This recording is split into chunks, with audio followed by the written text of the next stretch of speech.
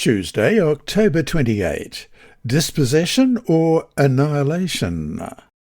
Compare Exodus 23 verses 28 to 30 and Exodus 33 verse 2 and chapter 34 verse 11 and Numbers 33:52 and Deuteronomy 7:20 and Exodus 34:13 and Deuteronomy 7:5 and 9:3 and 12 verses 2 and 3 and chapter 31 verses 3 and 4.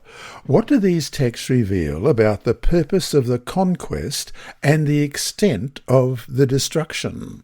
First of all, Exodus 33, beginning at verse 28. And I will send hornets before you, which shall drive out the Hivite, the Canaanite, and the Hittite from before you. I will not drive them out from before you in 1 year, lest the land become desolate, and the beasts of the field become too numerous for you. Little by little I will drive them out from before you, until you have increased, and you inherit the land. And Exodus 33 verse 2, and I will send my angel before you, and I will drive out the Canaanite, and the Amorite, and the Hittite, and the Perizzite, and the Hivite, and the Jebusite. And Exodus 34 verse 11, observe what I command you this day. Behold, I am driving out from before you the Amorite, and the Canaanite, and the Hittite, and the Perizzite, and the Hivite, and the Jebusite. And Numbers chapter 33 verse 52, then you shall drive out all the inhabitants of the land from before you, destroy all their engraved stones, destroy all their moulded images, and demolish all their high places. And Deuteronomy 7 verse 20, moreover the Lord your God will send the hornet among them, until those who are left, who hide themselves from you, are destroyed. And Exodus 34 and verse 13, but you shall destroy their altars, break their sacred pillars, and cut down their wooden images. And Deuteronomy 7 verse 15, but thus you shall deal with them. You shall destroy their altars, and break down their sacred pillars, and cut down their wooden images, and burn their carved images with fire. And chapter 9, verse 3, therefore understand today that the Lord your God is he who goes over before you as a consuming fire. He will destroy them and bring them down before you. So you shall drive them out and destroy them quickly, as the Lord has said to you. And Deuteronomy 12, verses 2 and 3, you shall utterly destroy all the places where the nations which you shall dispossess served their gods, on the high mountains and on the hills and under every green tree. And you shall destroy their altars, break their sacred pillars, and burn their wooden images with fire. You shall cut down the carved images of their gods, and destroy their names from that place. And Deuteronomy 31, verses 3 and 4. The Lord your God himself crosses over before you. He will destroy these nations from before you, and you shall dispossess them. Joshua himself crosses over before you, just as the Lord has said. And the Lord will do to them as he did to Sihon and Og, the kings of the Amorites, and their land, when he destroyed them. God's original purpose for the Canaanites was not annihilation, but instead dispossession. An examination of the passages that describe the way Israel had to be involved in the battles of the conquest use terms that speak about the dispossession, ejection, and dissipation carried out against the inhabitants of the Promised Land. The second group of terms that express destruction and have Israel as the subject of the action refer mostly to inanimate objects, such as articles of pagan worship and objects devoted to destruction. Evidently, the places of pagan worship and the altars constituted the main centres of the Canaanite religion. Holy war is mainly oriented toward Canaan's corrupt culture and society. In order to avoid contamination, Israel had to destroy all the elements that were propagating corruption. However, all the inhabitants of Canaan and those who, on an individual basis, recognized God's sovereignty prior to the conquest, or even during the conquest, were able to escape through immigration, as we read in Joshua chapter 2, verses 9 to 14. And he said to the men, I know that the Lord has given you the land, that the terror of you has fallen on us, and that all the inhabitants of the land are faint-hearted because of you. For we have heard how the Lord dried up the water of the Red Sea for you when you came out of Egypt, and what you did to the two kings of the Amorites who were on the other side of Jordan, Sihon and Og, whom you utterly destroyed. And as soon as we heard these things, our hearts melted. Neither did there remain any more courage in anyone because of you. For the Lord your God, he is God in heaven above and on earth beneath.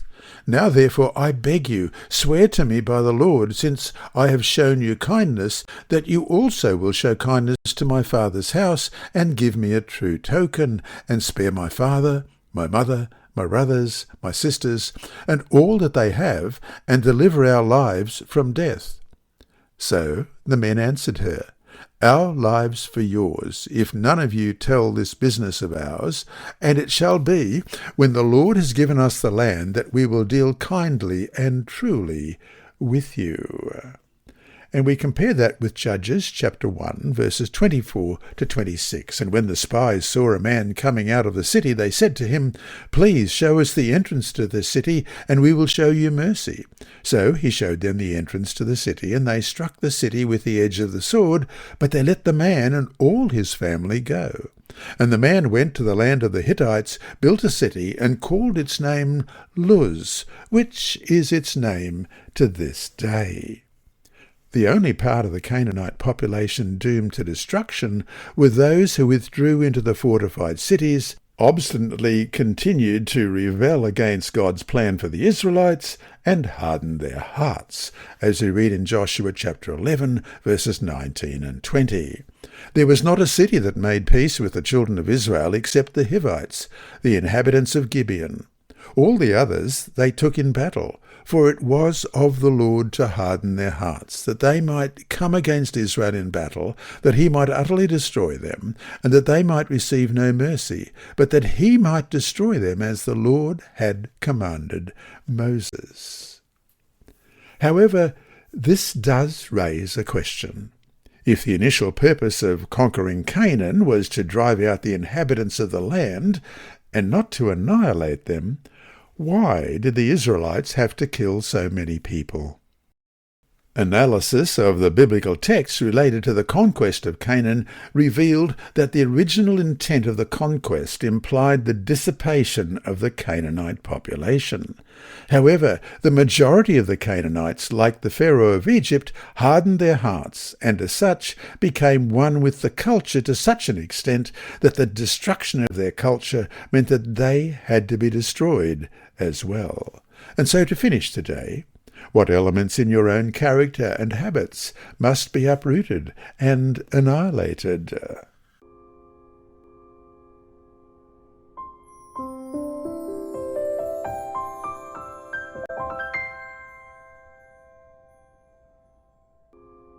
Tuesday, October 28. Dispossession or annihilation? The city of Jericho was devoted to the most extravagant idolatry. The inhabitants were very wealthy, but all the riches that God had given them they counted as the gift of their gods. They had gold and silver in abundance, but, like the people before the flood, they were corrupt and blasphemous and insulted and provoked the God of heaven by their wicked works. God's judgments were awakened against Jericho. It was a stronghold. But the captain of the Lord's host himself came from heaven to lead the armies of heaven in an attack upon the city. Angels of God laid hold of the massive walls and brought them to the ground. God had said that the city of Jericho should be accursed and that all should perish except Rahab and her household. These should be saved because of the favor that Rahab showed the messengers of the Lord. Testimonies for the Church, Volume 3, page 264. How does the Lord harden the hearts of men? In the same way in which the heart of Pharaoh was hardened. God sent this king a message of warning and mercy, but he refused to acknowledge the God of heaven and would not render obedience to his commands. He asked, "Who is the Lord that I should obey his voice?" The Lord gave him evidence of his power by working signs and miracles before him. The great I Am acquainted Pharaoh with his mighty works, showing him that he was the ruler of heaven and earth. But the king chose to defy the God of heaven. He would not consent to break his proud, stubborn heart, even before the King of Kings, that he might receive the light. For he was determined to have his own way and work out his rebellion. He chose to do his own will and set aside the command of God. And the very evidence given him that Jehovah was above all the gods of the nations, above all the wise men and magicians, only served to blind his mind and harden his heart. Had Pharaoh accepted the evidence of God's power given in the first plague, he would have been spared all the judgments that followed. But his determined stubbornness called for still greater manifestations of the power of God, and plague followed plague, until at last he was called to look upon the dead face of his own firstborn and those of his kindred, while the children of Israel, whom he had regarded as slaves, were unharmed by the plagues, untouched by the destroying angel. God made it evident upon whom rested his favor, who were his people. Every additional evidence of the power of God that the Egyptian monarch resisted carried him on to a stronger and more persistent defiance of God. This case is a clear illustration of the sin against the Holy Ghost. Whatsoever a man soweth, that shall he also reap. Gradually the Lord withdrew his spirit. Removing his restraining power, he gave the king into the hands of the worst of all tyrants, self. Conflict and Courage, page 89.